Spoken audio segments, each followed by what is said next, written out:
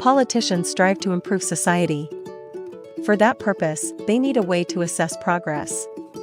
They tend to prefer information such as the gross national product because economy is considered important and because it is easy to measure. The King of Bhutan declared in 1972 that in his country gross national happiness is more important. That makes sense. The ultimate goal should be to offer people a good life. Besides being the best one can wish for, aiming at well-being rather than economic growth should reduce the problems the planet are facing, such as global warming. Happiness does not depend on money or on consumption. In order to follow the advice of the king, we need to understand what happiness is about.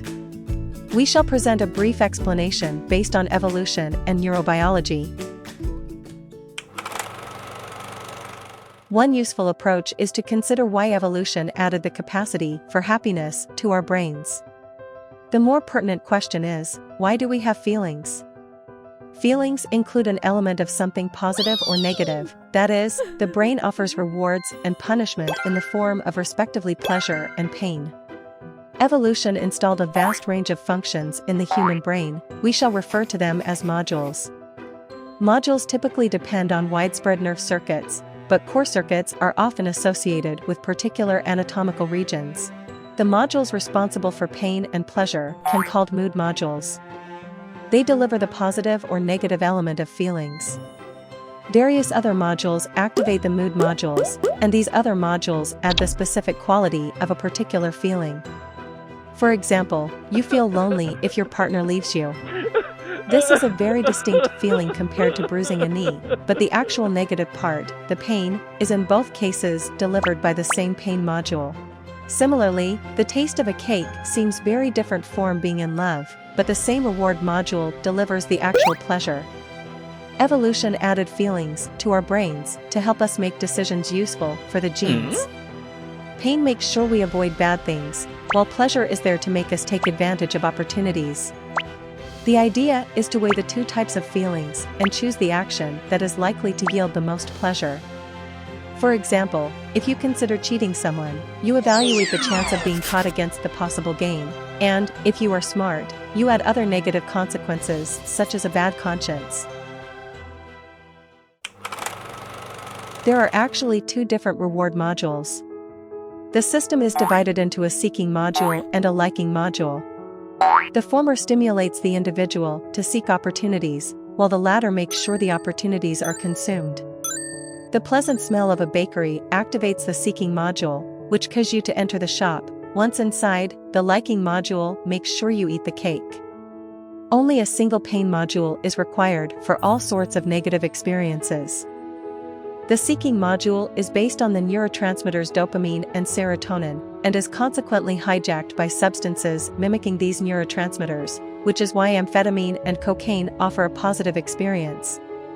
The liking module and the pain module both use endorphins and are thus affected by substances such as heroin.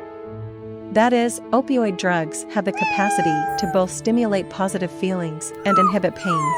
Evolution could have constructed individual circuits to cater to the different types of pain, such as loneliness or itching, and pleasure, such as cakes or love. Having only 3 mood modules is simply economic.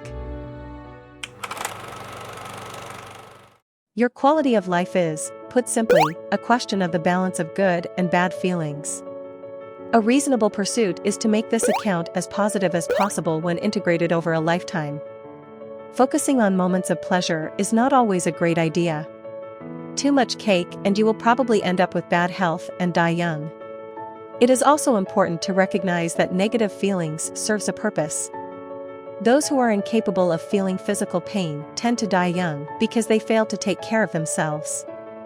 Thus, both avoiding indulgence and accepting moments of suffering can actually increase your lifetime score of happiness. There is another reason why you do not need to resort to hedonism in order to have a good life. The brain is set up to be in a positive mood as long as there is nothing wrong. If you can retain this default setting of happiness, your life will be great even without any overt pleasures.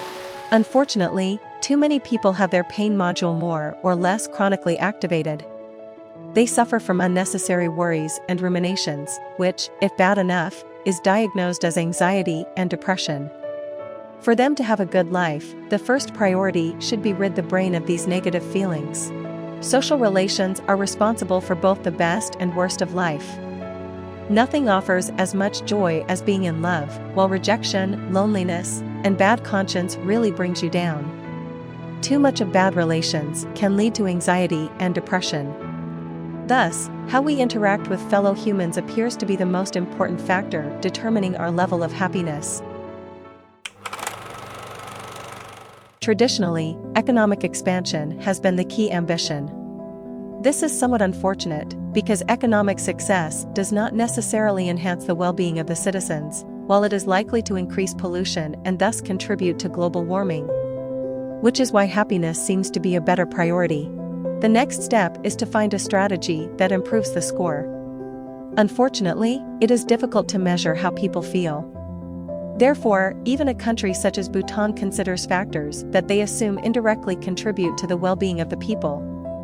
That include, for example, education and physical health. Even in the nations that today score highest on happiness, which include Scandinavian countries, the situation appears to be far from ideal. About half the population suffers at one point from mental problems such as anxiety and depression. The observation suggests that there is something wrong with the living conditions of industrialized nations. Both genes and environment contribute to forming the human brain. We cannot change the genes, but, hopefully, we can create an environment that serves us better. One clue is to consider what sort of environment humans are evolutionarily adapted to live in. The present conditions are somewhat like a zoo, and the keepers of the human zoo has been unable to offer optimal conditions. We refer to the consequences as the diseases of modernity. Anxiety and depression should be included in this list. One example of possible improvements concern the way we handle babies. For the youngster to feel safe, it needs to know that a caretaker is at hand. If you put the baby in a separate crib or in a stroller rather than carrying the child, the situation may activate, and thus exercise, the fear function. An enhanced fear function is likely to result in anxiety later in life. Present tribal people, and most likely our Stone Age ancestors, tend to stay close to their babies. Our best runners would most likely outpace any Stone Age runner, because we have learned how to optimize performance. We should be able to create a society where people are happier as well. The effort should focus on creating a suitable environment and to find ways to exercise, or impact on, our brains. Happy people make good citizens, and they depend less on consumption or artificial stimulation of pleasure. Getting there should be the foremost ambition of any society.